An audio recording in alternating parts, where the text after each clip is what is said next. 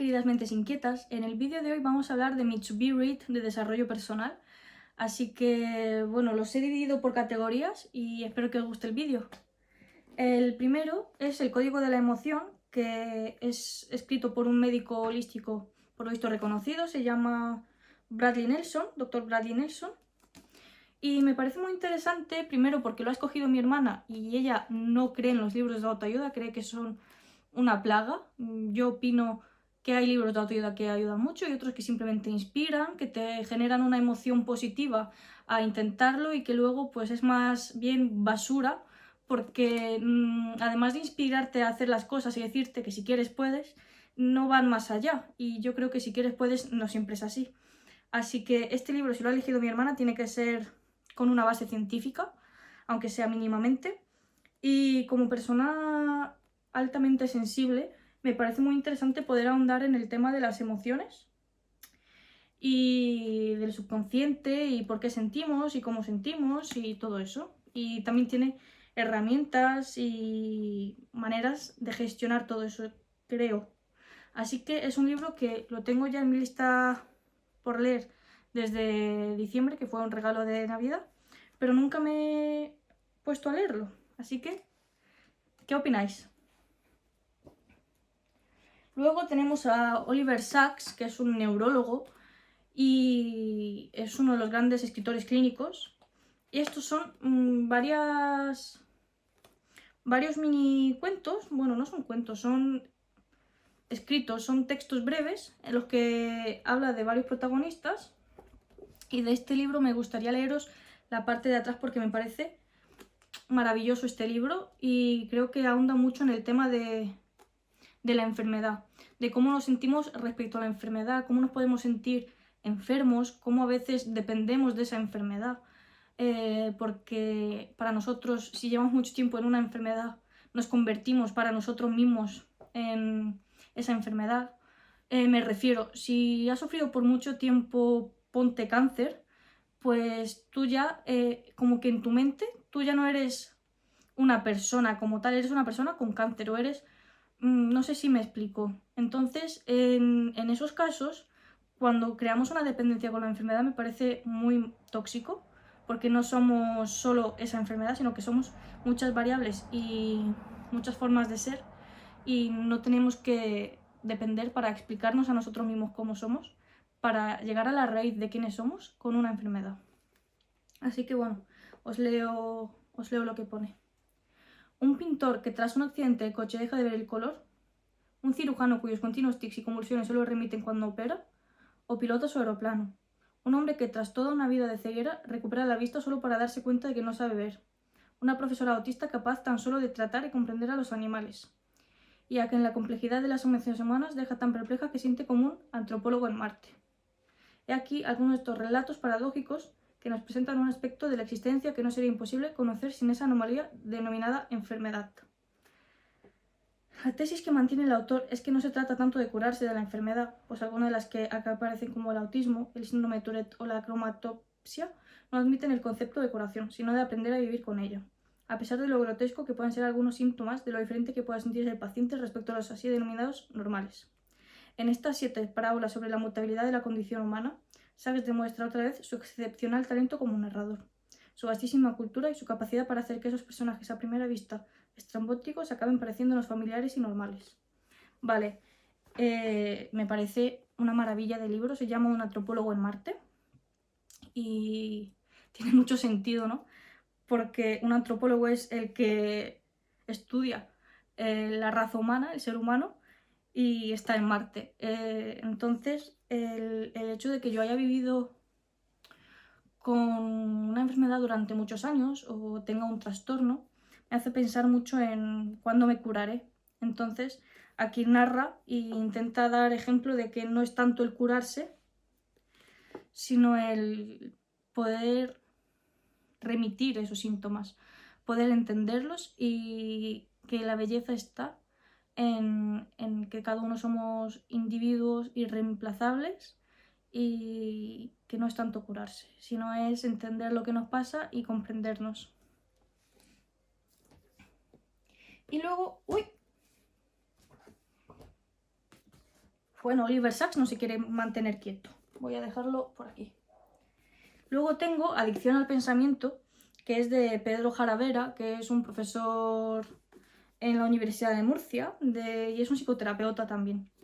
Me parece este libro tan interesante porque como persona también que sobrepiensa todo muchísimo y que le saca 3 pies al gato siempre, me parece muy interesante ver cómo estamos encarcelados, como aquí en la foto, en nuestra propia mente y cómo a veces no nos permitimos sentir solo porque estamos sobrepensando. Así que me parece una buena reflexión. Esto sí que tiene base científica segurísimo, porque el profesor es psicoterapeuta y es también pues un psicoterapeuta y es profesor de la universidad, así que yo creo que este libro puede ser muy interesante. Así que aquí lo dejo. Bueno, la siguiente categoría es, bueno, no sabría encasillarla, son libros que no sé cómo encasillar. El primero es Recupera tu poder, de Ruth Nieves. Este libro fue una compra impulsiva, la verdad. Esto es de los libros de autoayuda, que es lo que mencionaba antes, que te dan un subidón de positivismo, de decir yo puedo con todo, pero que no son totalmente realistas. Pero me pareció interesante porque tiene actividades que realizar, ejercicios, ¿ves? Por ejemplo, aquí pone ejercicio. Entonces, eso sí que me parece interesante porque yo siempre he sido de la opinión que mediante la práctica es cuando más se aprende sobre uno mismo y sobre pues, todos los temas de la vida en los que se puede aprender, ¿no? Ars longa vita brevis, que significa la vida es demasiado corta para todo lo que podemos aprender. Así que me parecía interesante que tuviese ejercicios para yo poder realizarlos, pero aún así fue una compra impulsiva, estaba ingresada en el hospital y me pareció que necesitaba ese chute de felicidad y de adrenalina que suelen dar estos libros. Y luego tenemos Aprendiendo de los mejores, que me pasa lo mismo. Me leí el primero, me gustó mucho, se sacan muchas reflexiones, pero este libro no es para leerlo solo, me refiero, este libro es más bien para acompañar otras lecturas. Te inspira, te hace pensar, pero se queda ahí. No creo que te cambie la vida este libro.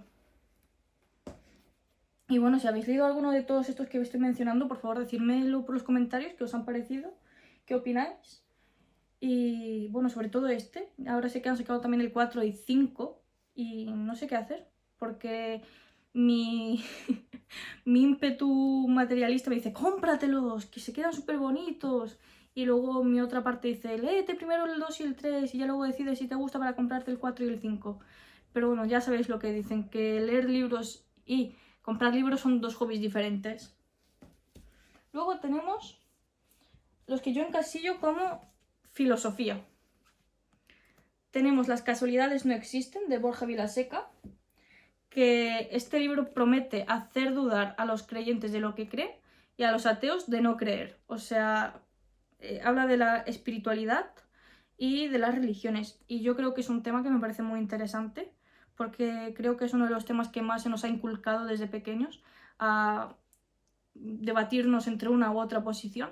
Y creo que poder leer sobre algo y tener un pensamiento crítico me parece muy interesante para poder entender mejor pues todo el tema de la espiritualidad y de la religión. Luego tenemos El arte de pensar, José Carlos Ruiz. Cómo los grandes filósofos pueden estimular nuestro pensamiento crítico. Otra vez pensamiento crítico, me parece un tema muy interesante porque creo que estamos muy condicionados y volvemos a lo mismo, condicionados por nuestros pensamientos, por nuestros recuerdos, condicionados por a veces una enfermedad que se convierte en nuestra personalidad y condicionados por las emociones y el subconsciente. Es que es todo el rato lo mismo. Yo creo que para ser libres tenemos que fomentar un pensamiento crítico y ello se consigue leyendo. Yo creo que una de las ventajas que tenemos los lectores es el hecho de poder ver otros puntos de vista, otros mundos, y por eso siempre me ha gustado tanto leer. Vale, luego tenemos Meditaciones de Marco Aurelio y Manual de vida de Epicteto.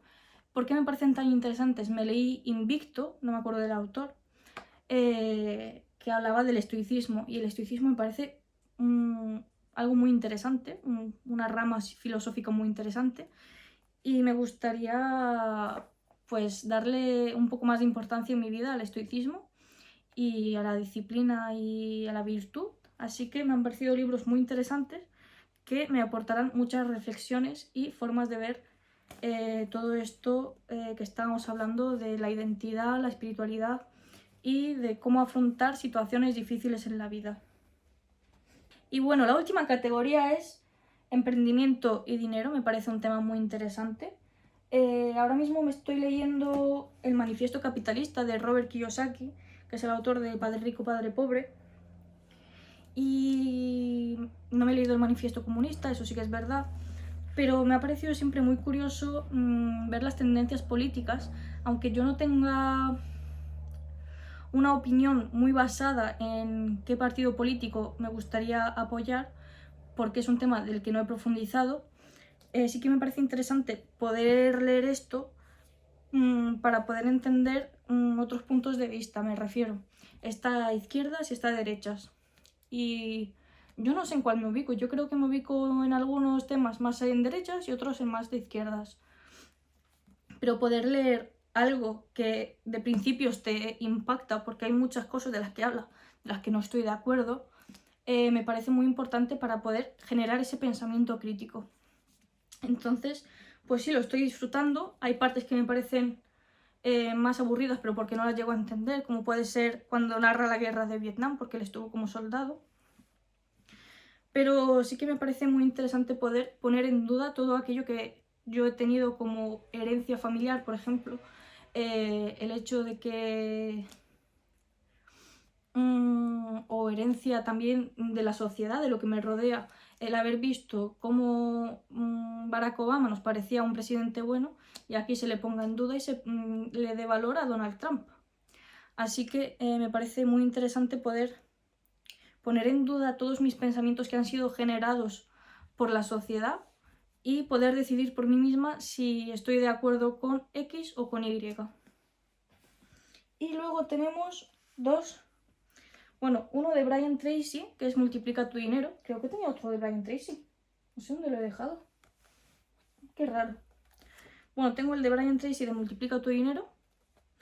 Que, bueno, Brian Tracy es un máquina vendiendo, o sea, tiene un curso sobre ventas. Y me parecía muy interesante pues leer este libro, aunque prometa que es una guía práctica para volverse millonario, no creo que eso pase.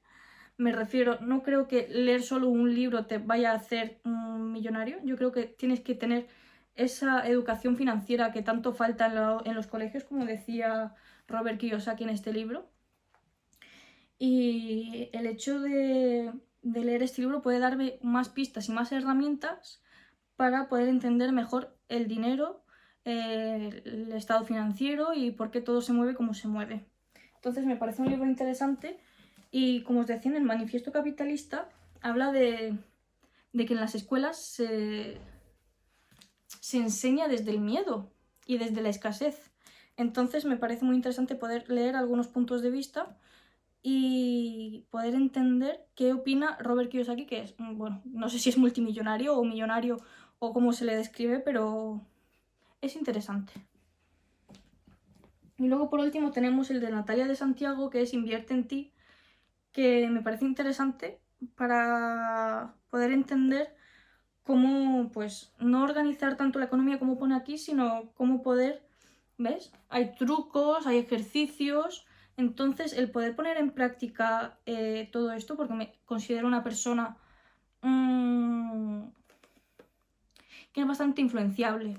Entonces, el no gastar dinero de manera compulsiva siempre me parece muy interesante y creo que este libro me podrá ayudar a gestionar mejor mis ganancias y poder entender otra vez mejor el sistema financiero.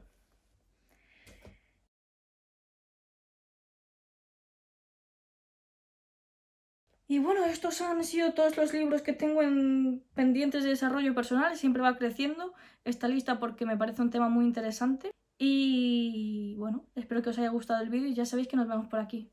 Chao.